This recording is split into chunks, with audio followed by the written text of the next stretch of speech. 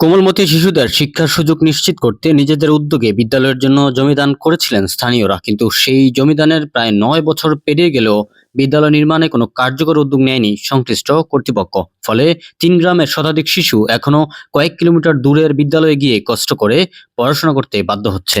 ২০১৭ সালের কুমিল্লার চান্দিনা উপজেলার জয়দেবপুর গ্রামের বাসিন্দা মোহাম্মদ শাহজাহান, সুলতান আহমেদ, দেলোয়ার হোসেন সহ কয়েকজন শিক্ষানুরাগী ব্যক্তি স্থানীয় একটি সড়কের পাশে প্রায় ৩৩ শতাংশ জমি প্রাথমিক ও গণশিক্ষা মন্ত্রণালয়ের সচিব বরাবর দান করেন।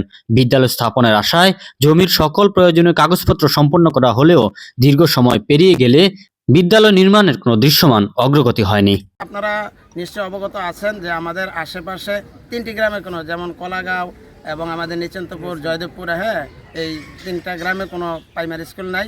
যার কারণে আমরা এই বিভিন্ন সময় আছে না, অনেকবার অনেক চেষ্টা করে আছে না, ব্যর্থ হয়েছি। ৩৩ শতক জায়গা দান করতে হয়, এর মধ্যে আমরা মিলে ৩৩ শতক দান করেছি।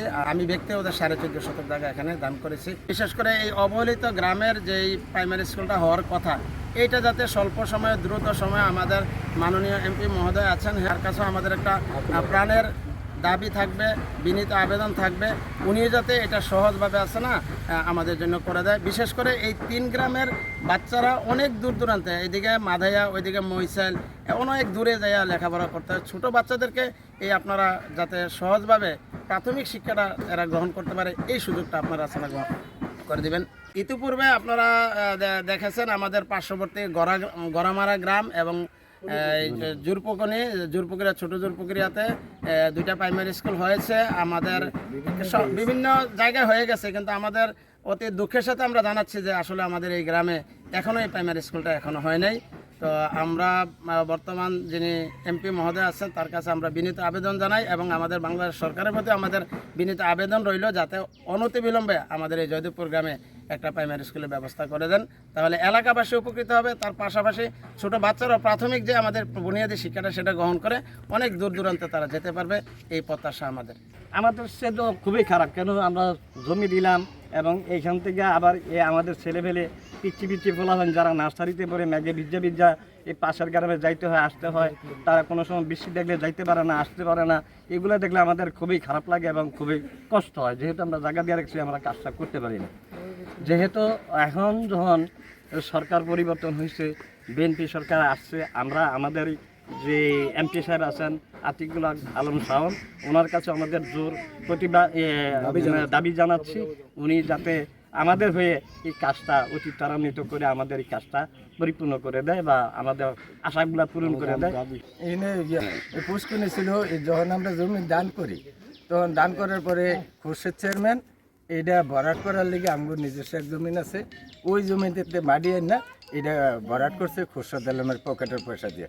কিন্তু এখন ফুটবল খেলতেছে পোলাপাইনে লেখাপড়ার কোনো সুযোগ সুবিধা এটা পাইতেছে না। এই খুব খারাপ লাগতেছে, কারণ কোনো প্রশাসন যদি এটারে অগ্রসর করে দেয়, আমরাও সহযোগিতা করব। এটা যদি করে দেয়, মনে হয় আমরা সবাই একটু আনন্দিত হব, খুশি হব।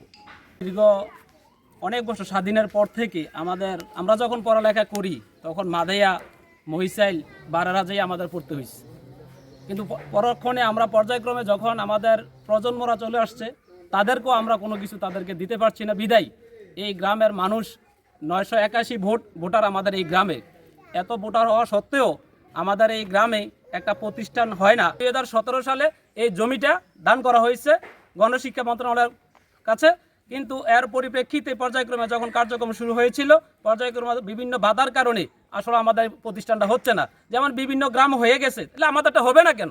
আমাদের দোষ কোথায়? আমাদের সমস্যা কোথায়? আসলে কি আমরা কি এটাতে যেই কারণে আমরা দিছি, এতে কি আমাদের কোনো গাফিলতি আছে? আমি তো মনে করি যে আমাদের কোনো গাফিলতি নাই, আমরা সঠিক আছি। এবং আমাদের এই গ্রামের ছেলেরা এখন আমাদেরকে আসতে যাইতে প্রশ্ন করে, ও কাকা ভাই, আমরা তো এখানে অন্য গ্রাম স্কুলে যাইতে হয়, আসলে আমাদের মেঘ বৃষ্টি, রাস্তাঘাটে গাড়ি ঘোড়ার বিষয়, এগুলো আসলে অনেকেই এই কষ্ট হয়। এবং অনেক মায়েরা প্রশ্ন করে, আমাদের গ্রামে একটা স্কুল হইলে আজকে ছেলেটারা একা একা অন্য গ্রামে দিতে পারতাম না, গ্রামে থাকতো, মনের ভিতরে একটু আমাদের এটা স্যাটিসফাই থাকতো যে ছেলেটা গ্রামে আছে। এখন অন্য গ্রামে যখন যায়, তখন ওইখান থেকে আসা যাওয়ার ভিতরে ছেলেটা কি কেউ এই কোথাও চলে গেল কিনা, কোথাও আটকে গেল কিনা, কোনো বিপদে পড়লো কিনা, এটা দেখার মতন আসলে আমাদের কেউ নাই। তো এই কারণে কিন্তু আমাদের এই স্কুলটা আমাদের অতীব জরুরি। তো এইখানে প্রায় 2000 মানুষের আমাদের এখানে জনবসতি। তাহলে এইখানে আমাদের একটা প্রতিষ্ঠানটাকে অবশ্যই আমি মনে করি জরুরি। অর্থাৎ বর্তমান সরকারের কাছে আমাদের আকুল আবেদন থাকবে, বর্তমান মাননীয় সংসদ সদস্য জনাব আতিকুল আলম শাওন সাহেবের কাছে আমাদের আকুল আবেদন থাকবে, যাতে আমাদের এই প্রতিষ্ঠানটা যেই কারণে দীর্ঘ সময় থেকে হয় নাই ওইগুলোর থেকে পেছনে ফেলে আমাদের খুব কম সময়ের ভিতরে যাতে আমাদের এই প্রতিষ্ঠানটা আমাদেরকে সুন্দরভাবে আমাদেরকে এই গ্রামের প্রজন্ম ছেলেদেরকে যাতে আমরা উপহার দিতে পারি, এবং আতিকুল আলম শাওন সাহেব যাতে এখানে আসে আমাদেরকে এই কমিটমেন্টটা দিয়ে যায়, এতেই আমরা উপকৃত হব ইনশাল্লাহ। তো মনে হয় যে আমাদের এই গ্রামে 50-70% লোকই অন্য দলীয় পদের ছিল বিধায় আমার মনে হয় যে ওই আমলে আমাদেরটা হয় নাই, কারণ বিভিন্ন এলাকায় যাতে দুর্পুকুরে হয়েছে, গড়ামারা হয়েছে, বিভিন্ন জায়গায় হয়েছে।